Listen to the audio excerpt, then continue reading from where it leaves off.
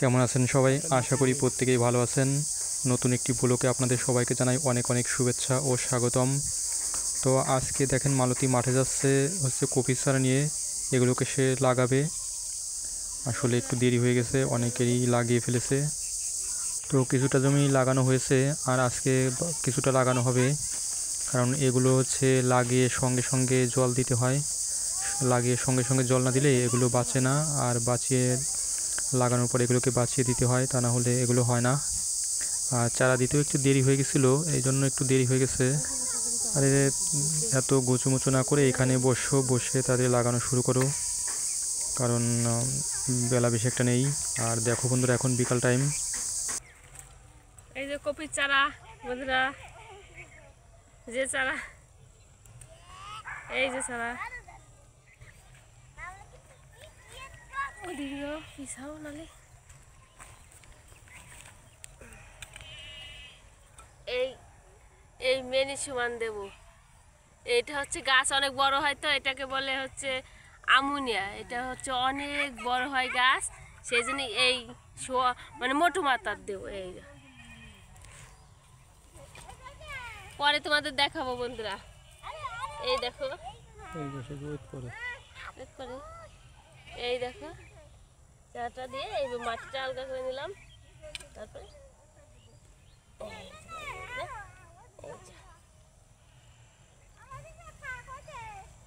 তোমার কাজ করবার দিবে রে। তো আমাদের সাথে অভিজিৎ এসেছে, ও খুবই চঞ্চল।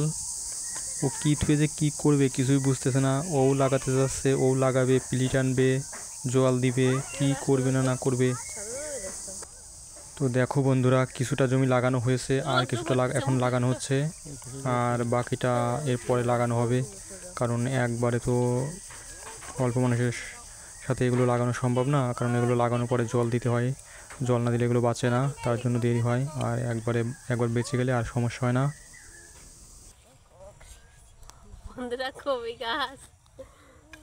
চারাগুলোকে তাড়াতাড়ি করে ভালো করে লাগিয়ে দাও, এখনও অনেকটাই জমি পড়ে রয়েছে। আসলে সবটা জমি তো কভার করতে হবে, তাড়াতাড়ি লাগাতে হবে। সবার লাগানো গেছে, লাগানোর পরে আবার সেচ দিতে হবে। তো বিকাল সময় ছাড়া তো একটু সময় পাওয়া যায় না, দেখা যায় এমনি রোদের সময় লাগালে এটা বাঁচতেও চায় না। আমি মনি সবাই ফুলকপি গাছ লাগাবার চলে আসছি। ফুলকপি গাছ ফুলকপি। তো দেখো বন্ধুরা, আসলে মালতী বলতেছে এগুলো হচ্ছে ফুলকপির চারা, বাঁধাকপির চারা না। এই যে ফুলকপির চারা নিয়ে এসেছি। আর দেখো বন্ধুরা, পাশের জমিতে ধান, পাকা ধান, আর রোদের ঝিলিকে কত সুন্দর লাগছে। অভিজিৎ এসেছে, অভিজিৎ লাফালাফি ফালাফালি করতেছে। আসলে বাচ্চারা তো, ও কী থেকে কী করবে কিছুই বুঝতেছে না। মালতী লাগাচ্ছে আর দেখা যায় অভিজিৎ মাঝে সাঝে একটু বিরক্ত করতেছে, কথা বললে শুনতেছে না। ও চারা লাগাবে, টানবে, কী থেকে কী করবে, দৌড়োদৌড়ি ফালাফালি করতেছে, ও একটু বিরক্ত করতেছে। এদিকে আবার অনেকটা জমি পড়ে রয়েছে, সবগুলো লাগাতে হবে। লাগিয়ে আবার দেখা যায় জল না দিলে এগুলো বাঁচতে চায় না, তো লাগানোর পরে সাথে সাথে জল দিতে হয়, চারাগুলোকে বাঁচিয়ে দিতে হয়, তা না হলে চারাগুলো বাঁচতে চায় না। আর চারাগুলো তো বাঁচানো খুবই কষ্ট।